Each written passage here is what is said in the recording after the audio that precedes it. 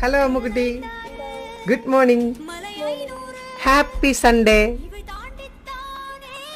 ഇന്ന് happy Sunday ആവാനൊരു കാരണമുണ്ട്, എന്താണെന്നറിയാവോ? അതെ ഗൈസ്, ഞങ്ങൾ ഇന്ന് കുറേ നാള് കൂടി കംപ്ലീറ്റ്ലി ഫ്രീ ആയ ദിവസം അല്ലേ?